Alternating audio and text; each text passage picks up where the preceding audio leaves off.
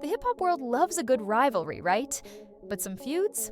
They become legendary, almost mythical. They just keep simmering for years, then all of a sudden, bam! Fresh drama, fresh insults, and everyone's hooked. It's a reminder that in the rap game, ego and callouts are just as much a part of the culture as the beats and rhymes. For over a decade now, two absolute giants, Rick Ross and 50 Cent, have been tangled up in one of these epic clashes. Their beef is a wild ride of diss tracks, social media battles, personal digs, and shots at each other's businesses. Just when you think it's cooled down, one of them throws gasoline on the fire, and it all flares up bigger and badder than before. So, did Rick Ross just land a knockout blow, or at least a nasty body shot, in his never-ending war with 50 Cent?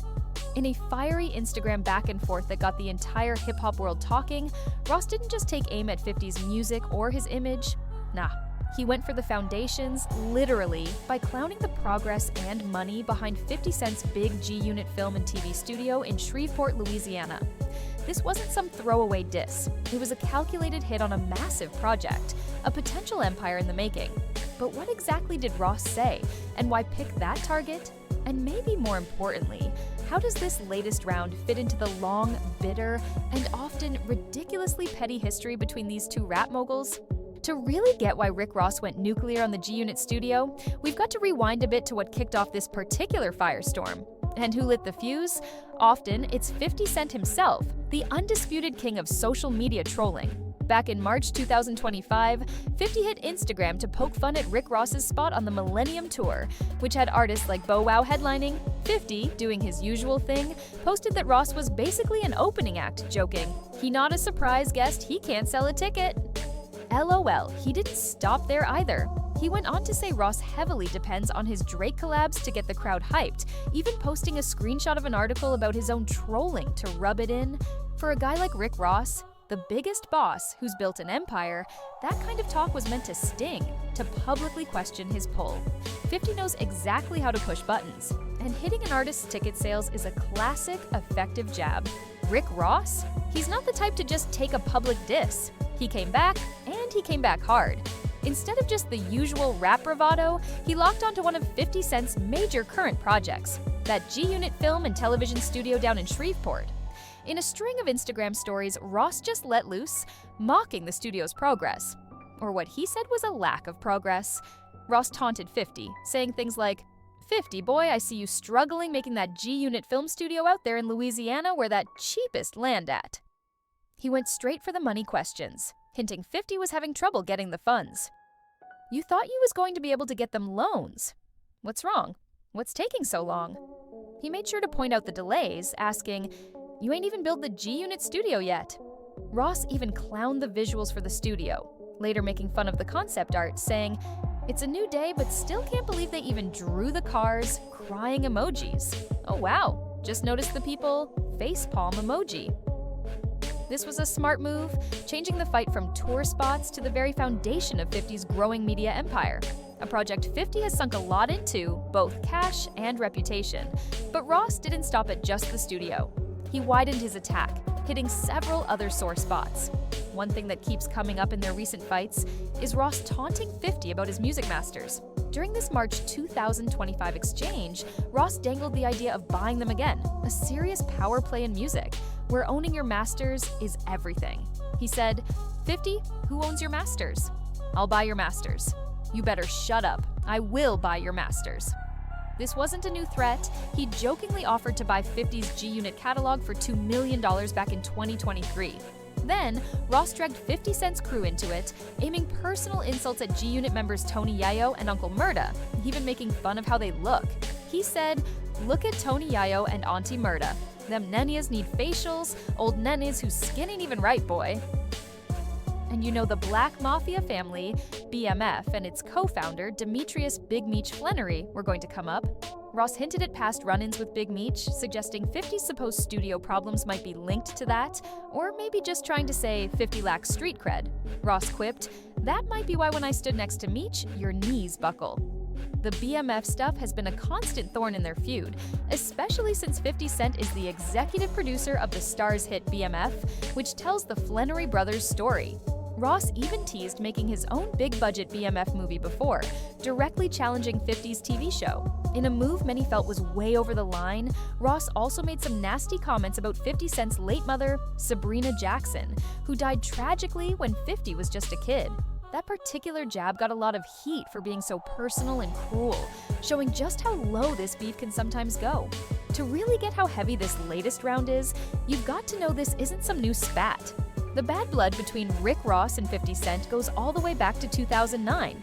Word is, it started with some kind of disrespect at the BET Awards, though no one's totally sure what the exact trigger was. What is clear is that Ross threw the first big musical punch with his track Mafia Music, which headlines everyone took as a direct shot at 50. After that, the floodgates just opened. The 2010s were packed with diss tracks flying back and forth. They've gone after each other's careers, album sales, street cred, money, and even their personal lives. 50 Cent, being the troll master he is, famously leaked a sex tape featuring one of Ross's baby mothers, Listonia Leviston. That led to a nasty legal fight around 2010 that 50 Cent actually lost, getting hit with an order to pay millions. That whole thing took the beef way beyond music and social media. It got into serious legal and personal territory. Over the years, they've made fun of each other's businesses, from Ross's Wingstop spots to 50 Cent's many ventures. They've used every platform they could, from radio interviews back in the day to the instant battlegrounds of Instagram and Twitter more recently. Their feud is like a masterclass in modern celebrity beef, a non-stop war fought with words, pictures, and carefully crafted stories meant to wreck the other guy's standing in the brutal world of hip-hop. It's a beef that's outlasted so many others, apparently fueled by real dislike and the fact that neither one of these guys is ever going to back down. Every jab, every insult, every new flare-up just adds another layer to the hate built up over more than a decade, making each new incident part of a much bigger, ongoing drama. Rick Ross picking 50 Cent's G-Unit Film and Television Studio in Shreveport as a target was sharp because it hits a big, pretty new venture for 50. Early in 2023, 50 Cent's company, G-Unit Film and Television, took over what used to be Millennium Studios in Shreveport. The city council gave the green light for a lease, and 50 announced big plans to make Shreveport a production hub. This was a huge step in growing his already successful TV career, which includes the massive Power series and BMF. The Shreveport Studio is a serious piece of property, reportedly around 985,000 square feet, making it one of the biggest Black-owned studios out there, second only to Tyler Perry's. 50 Cent has talked a big game for Shreveport, not just about making movies and TV shows, but also about helping the community. There have been plans announced for a 3-part initiative, including building homes for families with lower incomes and setting up media programs in local high schools. Then, in March 2025, word came out that G-Unit Film and Television got a 30-year lease to take over another local spot, Stageworks for sports, concerts, and conventions.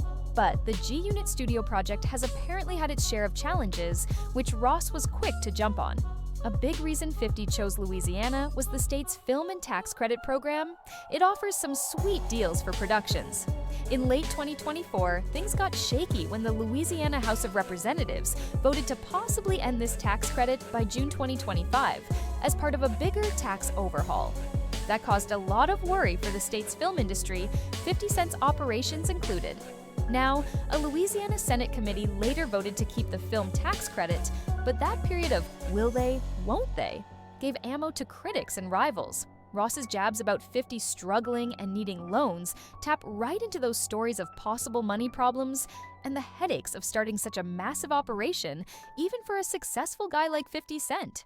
Whether Ross's claims about the studio's progress and funding are spot on, or just beefed up for drama, they were definitely designed to hit 50 where it could hurt. His image as a smart businessman and empire builder. So why has this Rick Ross and 50 Cent beef lasted so long? Well, a few things come to mind.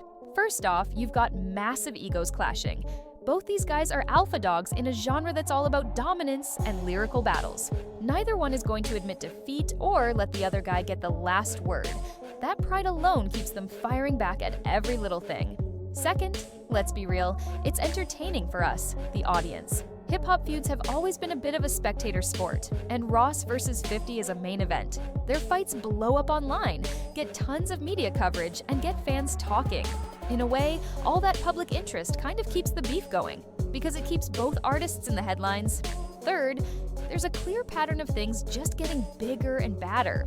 One guy throws a punch, the other hits back harder, and the cycle just keeps going.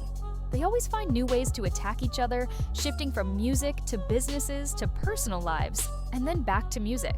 And when other people get pulled in, like Drake, Big Meech, or guys from their crews, it just adds more layers and draws new lines in the sand. The Gunit Studio clowning is a perfect example of this escalation.